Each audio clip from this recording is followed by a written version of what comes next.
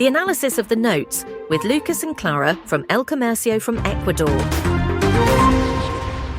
Welcome to the Deep Dive. Today we're getting right into it. That big meeting, the one between U.S. President Trump and Russia's President Putin. Mm-hmm. We've gone through the sources, and honestly, what really jumps out is how different the plan was from what actually happened. Yeah, the White House kind of set one expectation. Exactly. And how it unfolded tells a story in itself. So we're going to unpack that for you, give you the shortcut to understanding what went down. And it's so important to look closely at these meetings, isn't it? Especially now. The details from the sources, they really help decode the intentions, the power plays. Totally. Context is key. So let's set the stage. What are the basics the sources give us? When, where, who? Okay, so the sources pinpoint Friday, August 15th, 2025, and the place. Elmendorf-Richardson Air Base in Alaska. Alaska, right. And that's actually a pretty big deal historically. It's the first time a Russian president has ever visited the U.S. Arctic state. Wow, okay, a first. And they leaned into the visuals too, didn't they? Posing with that sign. Oh, yeah, the Persiguiendo la Paz sign. Chasing peace. Mm-hmm. Very deliberate. Very. But then you mentioned the plan versus reality. What was the shift there? Well, the initial White House suggestions, they hinted at something more private, maybe just the two leaders. Right, a one-on-one. But that's not how it started. It kicked off with both Trump and Putin bringing their full high-level teams, big delegations right from the get-go. Interesting. So less intimate, more formal negotiation from the start. It seems that way. They started around 11:30 a.m. Alaska time, and the expectation was, long, maybe 6, even 7 hours. 6 or 7 hours, that's a marathon session for leaders at this level. It really is. A huge time commitment. And you said delegations. Who's in the room often tells you as much as who's leading it. So let's pull back the curtain. Who did Trump bring? Okay, U.S. side. Sources say Secretary of State Marco Rubio was there, and crucially, Steve Witkoff. Witkoff. Now, his role is interesting. He's the Middle East envoy, but also the mediator with the Kremlin. That's the key part here, I think. Yeah, having a designated mediator like Witkoff.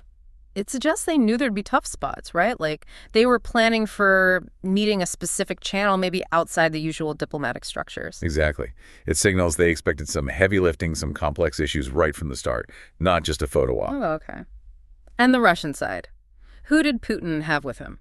Putin arrived with Foreign Minister Sergei Lavrov, a very familiar face in these talks, and Yuri Ushakov. Ushakov. He's the international policy advisor for the Kremlin. That's him.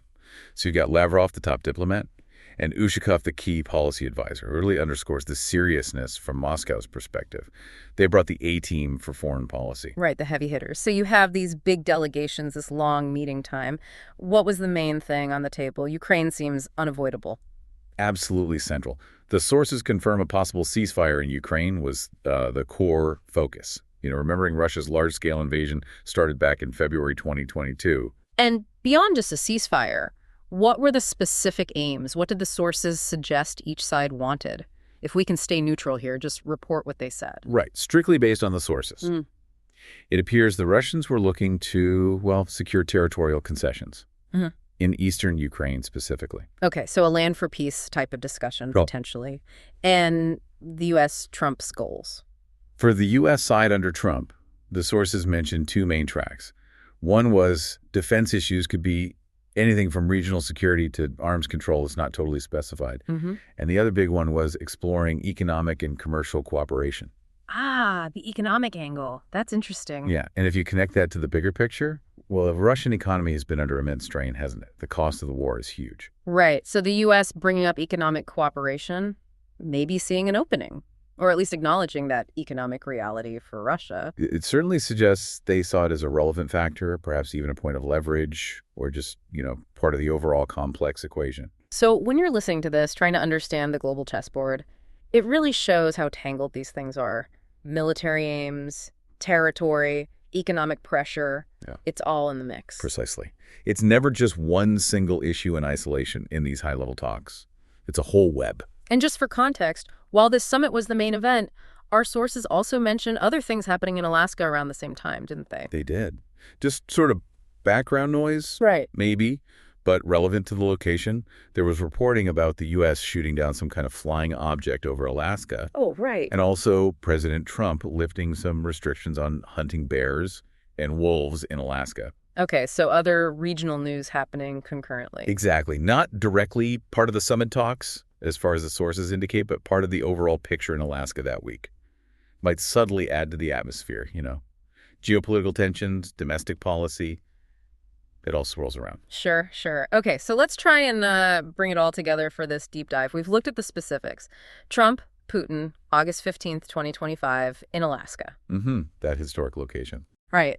We saw the key delegates Rubio and the mediator Witkoff for the U.S., Lavrov and Ushakov for Russia. Yep, the top advisors. And the core agenda items: finding a path to a ceasefire in Ukraine, Russia's push for territory, and the U.S. focus on defense, but also, interestingly, economic cooperation. And don't forget that initial shift from a potentially private meeting to this full delegation setup right away. That itself was revealing. Absolutely, a significant tell. So as we wrap up, what's a final thought to leave with the listener? Well, I think it raises a really important question, doesn't it? When you have these high-level, very intense diplomatic efforts, even if the immediate results aren't crystal clear, what are the long-term ripple effects? The conversation started, the ideas floated, the pressures applied in these meetings. They can really shape things for years, maybe even decades down the line. These single moments can have echoes far beyond the day itself. That's a great point. Thinking about the seeds planted, even if we don't see them sprout immediately. A compelling thought indeed. Thank you for joining us on this deep dive. As always, keep digging, keep asking questions, and keep learning. Comment, subscribe, and share. More information at www.commerce.com.